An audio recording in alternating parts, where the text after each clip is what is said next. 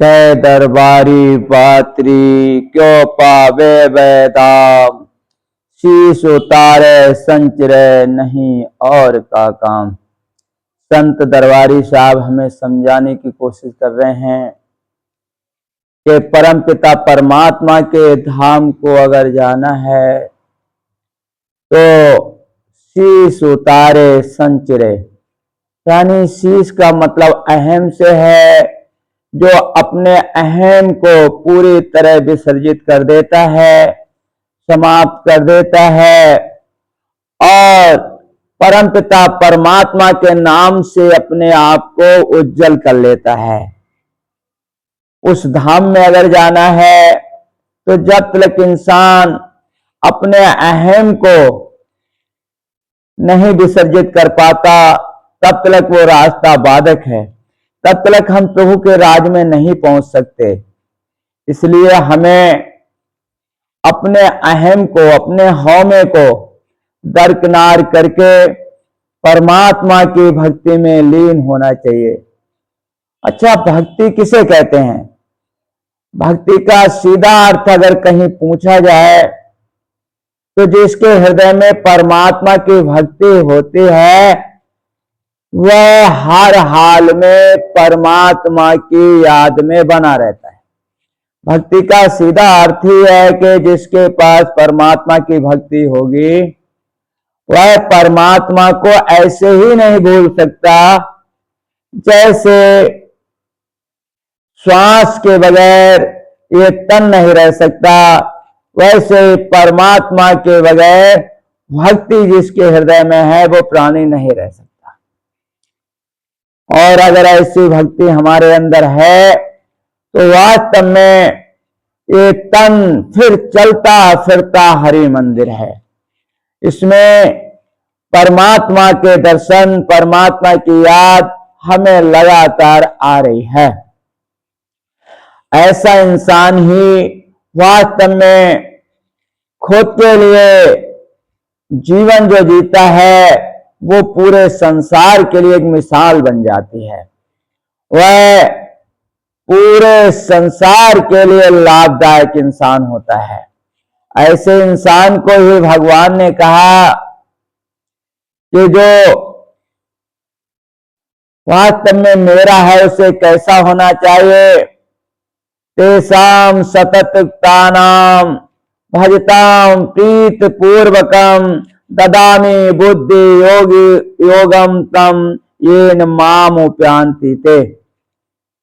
ऐसे इंसान को जो नित्य निरंतर सततयुक्तानाम, सतत शब्द गीता में बहुत बार आया है, जो सतत प्रयास में लगे रहते हैं, जो सतत निरंतर भजताम प्रीत पूर्वक भगवान के भजन को करते हैं, भगवान के नाम को पुकारते हैं, पर प्रीत पूर्वकम, उसमें प्यार भरा रहता है। परमात्मा हमारी आवाज को क्यों नहीं सुनता? ये हमारी पुकार में कहीं ना कहीं कमी है। हम उसे पूरे दिल से, पूरे प्यार से नहीं पुकारते हैं, इसीलिए वो हमारी पुकार को नहीं सुन पाता है। अगरचे हम असलियत में परमात्मा से मिलना चाह रहे हैं तो परमात्मा की कही हुई बात पर पूरी तरीके से गौर दें। भगवान अगर कह रहे हैं कि भजताम प्रीत पूर्वकम, अगर मेरे लिए कोई प्रेम के साथ भजता है तो तेसाम, उनके नित्य निरंतर जो सतत प्रयास, नित्य निरंतर ददामि बुद्धि योगम तम, मैं उसके लिए बुद्धि रूपी योग दे देता हूं।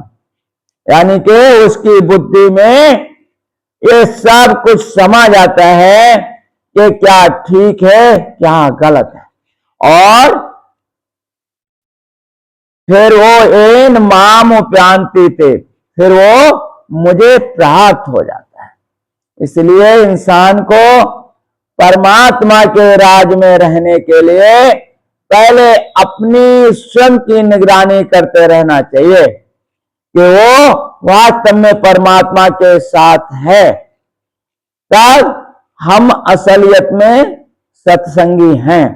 अगरचे हम परमात्मा के साथ हैं, परमात्मा के स्मरण में हैं, तब हम सत्संगी हैं, नहीं तो हम असलियत में मन संगी हैं, यानी मनमुख हैं। गुरुमुख का अर्थ ये है कि गुरु के निकले हुए मुख से शब्द हमारे जीवन का आधार हो, हमारे जीवन का आधार हो। एक संत हुए दादू साहब, और जब वो इस संसार से जाने लगे, रज्जब साहब उनके शिष्य उन्हें गद्दे सौंप दे।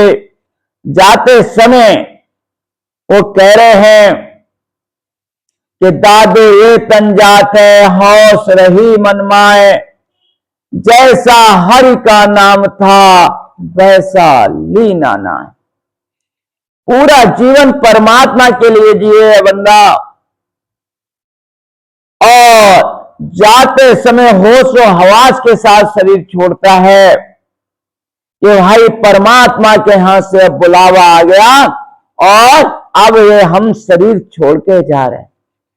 एक शरीर छोड़ के जाना, एक शरीर से निकाल लेना, यानी कि कितने रूहे हैं कि इस संसार में पता ही नहीं चलता कि कब बुलावा आ गया। दूसरे जो वास्तव में परमात्मा के लिए जीते हैं, परमात्मा को सुनते हैं, परमात्मा को समझकर इस जीवन में चलते हैं, तो वे इस संसार से जब जाते हैं तो हमसे राम रहीम करके जाते हैं और कहते हैं कि भाई अब हमारा बुलावा आ गया। और ऐसे ही दादू साहब जब जा रहे हैं और जाते समय जिस बंदे के शरीर के वास्तव में फूल बन जाते हैं, दो ही साधु ऐसे हुए कलयुग में, एक तो कबीर साहब जिनके शरीर के फूल मिले, एक दादू साहब। और ऐसा संत भी ये कहते हैं कि मेरे दिल में एक हौस रह गई, एक खुशी अभी बाकी रह गई। कौन सी? कि जैसे हरि का नाम था वैसा लीना ना।